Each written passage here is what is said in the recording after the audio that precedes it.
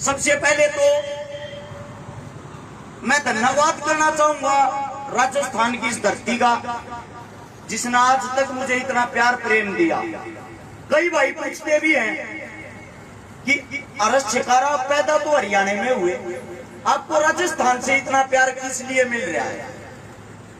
आज आप लोगों को पहले तो मैं बता दूं, राजस्थान में गुग्गा मेडी नाम की एक जगह है, उसके पास छोटा सा गांव है ददरेवा। हम उसी गांव से, ददरेवा गांव से हरियाणा के अंदर गए हैं।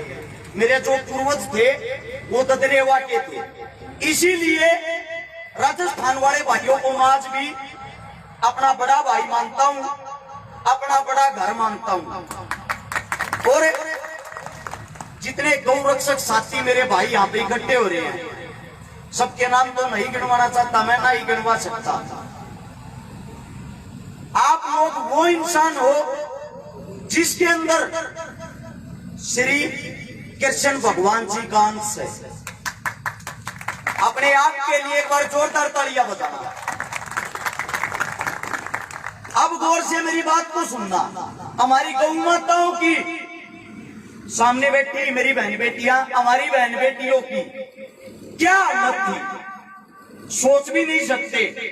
एक बारी वही दौर, वही समय आप लोगों को याद करवाना चाहता हूं, जिस वक्त हम गुलाम थे, हमारे ऊपर गोरे लोग अत्याचार करते थे। उस समय हमारी बहन बेटियों का, हमारी गौ माताओं का क्या हाल था, क्या आप लोगों को पता है? जब बड़े गांव में कोई किसान अगर लगान देने से मना कर देता, उसके साथ अंग्रेज क्या करते थे, सुनकर आपकी रूह कांप जाएगी, रोंगटे खड़े हो जाएंगे। सिर्फ 2 मिनट की बातें आप लोगों के सामने बताता हूं, वही गुलामी का समय आप लोगों को याद करवाता हूं। एक दौर था 1947 से पहले का, इसकी थोड़ी को कम कर दो ना, मेरी आवाज में नहीं सुनती, उसमें और ज्यादा सुनेगी, इसीलिए तो दूर से बोल रहा हूं, थोड़ी कम कर दो। एक दौर था 1947 से पहले का, गुलामी का दौर, जब किसी किसान के घर में अगर 100 क्विंटल अनाज होता था ना, किसान सिर्फ 10 क्विंटल अनाज रख सकता था, बाकी 90 क्विंटल अंग्रेजों को कर देना पड़ता था। और अंग्रेज पता है, जो कर के लिए मना कर देता, लगान के लिए मना कर देता, लगान फिल्म देखी होगी आप सबने आमिर खान की, वो उसी चीज से लेकर है। अगर कोई लगान के लिए मना कर देता, अंग्रेजों की फौज आती थी उसी गांव में, उस गांव को घेर लेती थी। सभी को पता है, अगर हिंदुओं को किसी से प्यार है ना, तो अपनी बहन बेटियों से और अपनी गौ माता से। अंग्रेज आते, आकर हमारे गांव को घेर लेते, उस परिवार को चौराहे के बीच नग्न अवस्था में खड़ा करते जिसने लगान देने के लिए मना किया। और अब बातों को, एक एक बात को ध्यान से सुनना है, समझना है। सबसे पहले हमारी बहन बेटियों को वो हत्यारे निर्वस्त्र करते थे। निर्वस्त्र करने के बाद, जैसे पलाश होता है ना, पलाश, ऐसा एक जमूर होता है जिससे हमारी बहन बेटियों के अंगों को तरोड़ते मरोड़ते थे। जब तक तरोड़ते मरोड़ते रहते थे, जब तक वो बेहोश होकर जमीन पर ना गिर जाए। और पूरा परिवार, पिताजी, भाई, काका, ताऊ, उस तरह को बैठ के देखते थे। किसी में इतनी हिम्मत नहीं थी अपनी बेटी को बचा ले। और फिर वे बारी बारी हमारी उस तड़पती हुई बहन के साथ, जो बेहोश होकर जमीन पर गिरी है, बलात्कार करते थे। बलात्कार करने के बाद उसको मौत के घाट उतारते थे। फिर उसके पिता, उसके भाई को नग्न अवस्था में करके, पूरे गांव का काला मुंह करके, चक्कर लगा के 100 कोड़े मारते थे। हालत ऐसी होती थी गरीबी में, 10 से 5 कोड़े में इंसान बेहोश हो जाता था। जब तक 100 कोड़े पूरे होते थे ना, उस किसान की मृत्यु हो जाती थी। हमारे सामने हमारी गौ माता को, सबको पता है, हम अपनी गौ माता को माता मानते हैं, माता का दर्जा दिया है। इसकी गर्दन पर आरा रखकर, बीच चौराहे में काटकर इसको पका के हमारे सामने दिखा के खाते थे, हमारे को दिखा के खाते थे। ऐसी भयानक क्रूरता लोगों को डराने के लिए इस्तेमाल करते थे वो लोग। एक किताब पढ़ी थी मैंने, अंग्रेजों का एक अफसर था जिसका नाम था कर्नल नील। कर्नल नील ने अपनी पर्सनल डायरी में लिखा है, मेरी जहां जहां ड्यूटी रही, मैंने हर रोज हर वक्त हिंदुओं की बहन बेटी के साथ बलात्कार किया। उसकी ड्यूटी वाराणसी थी, मथुरा थी, आगरा थी, दिल्ली थी। अपना ये जो एरिया ना, इस एरिया में भी वो इंसान रह के गया।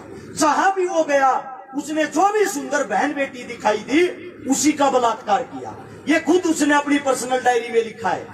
फिर अंग्रेज एक नया रूल लेकर आए, आपकी गौ माता और आपकी बहन बेटियों के लिए। क्योंकि अगर कोई सिफारिश या शिकायत करने के लिए जाता तो अंग्रेजों के ही अफसर थे, उन्हीं का राजपाट था।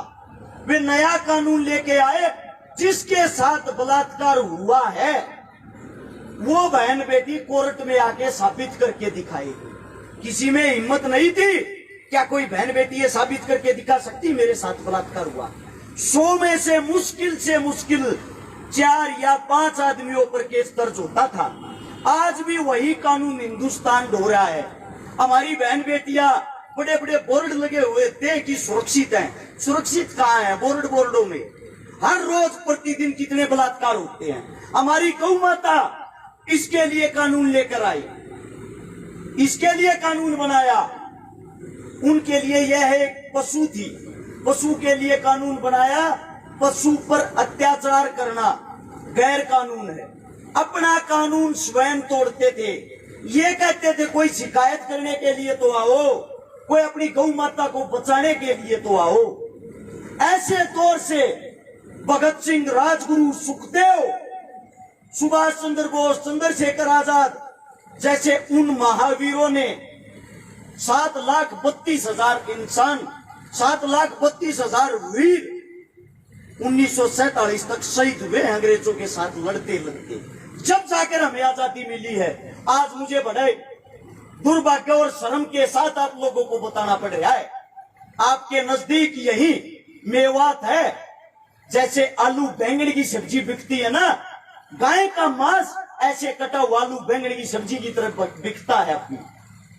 जैसे हमारी बहन बेटियों का उस वक्त बलात्कार होता था, आज भी हमारी बहन बेटियों के साथ हर घंटे में कोई ना कोई बलात्कार की घटना होती है। और मेरे जवान साथी, मेरे जवान भाई नारे लगाते हैं, जोश में चिल्लाते हैं। मैं आप लोगों को एक बात और भी बता देता हूं, मेरी जिंदगी बहुत कम है, मुझे इस बात का पता है। मेरी जिंदगी किस लिए कम है? ना मैं बीजेपी का हूं, ना मैं कांग्रेस का हूं, ना किसी पार्टी से मेरे ताल्लुकात है। मैं आप लोगों के सामने वे बातें बताता हूं जो सच्चाई होती है। मैं आप लोगों के सामने वे बातें करना चाहता हूं। अगर आप लोग जागरूक होगे, आप लोग अपने हक के लिए लड़ना सीखे, हमें किसी कानून, किसी सरकार की जरूरत नहीं है। और जो इंसान सच्चाई की बातें करता है ना, उसको पक्ष या विपक्ष कोई ना कोई जरूर मरवा देता है। आज तक कापी किताबें उठा के देख लेना, भगत सिंह, चंद्रशेखर आजाद शहीद का दर्जा नहीं, आतंकवादी लिखा जाता उनके नाम के पीछे। सुभाष चंद्र बोस जी दूसरे देश से सेना बना के ले आए, इतना बड़ा काम किया, इतना बड़ा कर्म किया, आज तक कोई उनकी सच्चाई नहीं बता सकता, उनकी मृत्यु कैसे हुई। मैं मेरे साथियों से, मेरी बहन बेटियों से, मेरे भाइयों से सिर्फ एक बात कहना चाहता हूं, अपने काका ताऊ भाइयों को इग्नोर मत करो, अपनों के लिए हक की आवाज उठाओ। आप लोग है ना, मुर्दे मत बनो। मुर्दों का तो ये देश ही हो रखा है, इससे ज्यादा क्या मुर्दे बनोगे? रोड के ऊपर गाय मरी पड़ी हुई ना, एक्सीडेंट हो, पास से निकल जाते हैं। इंसान मरा पड़ा हुआ ना, उसके पास से निकल जाते हैं। वो आप ही का भाई है, आप ही का बेटा है। ये गौ माता है ना, गौ माता ये आप ही की माता है, आप ही से ये, अगर आप इनको खिलाओगे मैं गारंटी के साथ कहता हूं कभी घर में टोटा नहीं होगा। आजमा के देख लेना।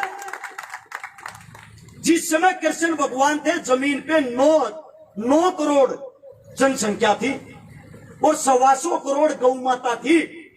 किसी के घर में किसी चीज की कमी नहीं थी। आज हमारे भारत की 125 करोड़ जनसंख्या है, मुश्किल से 9 करोड़ गौ माताएं बची हुई है। ये जो भाई ये काम कर रहे हैं ना, इनका सहयोग करे, इनका साथ दें। उंगली उठाने वाली दुनिया होती है, काम करने वाले बहुत कम होते हैं। आप लोगों को मैं ये कहना चाह रहा हूं भाई, जितने भी गौ भक्त हैं कोशिश करिए, करते रहेंगे जब तक जीवित हैं। आप लोग जहां अपना पसीना बहाओगे टीम रक्षकार अपना खून बहा देगी वहीं पे। माफी चाहता हूं कोई शब्द गलत निकल गया हो मुंह से, क्योंकि आप ही के बीच का आपका ही बेटा हूं, आपका ही बच्चा हूं। मैं कोई अभिनेता नहीं हूं कि बड़े बोल सीखे हैं या बड़े बोल कहीं से पढ़ के आया हूं। एक अनपढ़ सा लड़का, अनपढ़ सा बेटा हूं। आप लोगों की संगत से 2 बात जो सीखी है वे आप लोगों को बताई है, और फिर भी जाने अनजाने में कोई गलती होगी हो मैं माफी चाहता हूं। इतना प्यार प्रेम देने के लिए आप सभी साथियों का धन्यवाद। राम राम। और एक साथ नारा लगाएंगे, गौ माता का जोश होना चाहिए। एक भी इंसान में जोश नहीं था आप लोगों में। तैयार हो?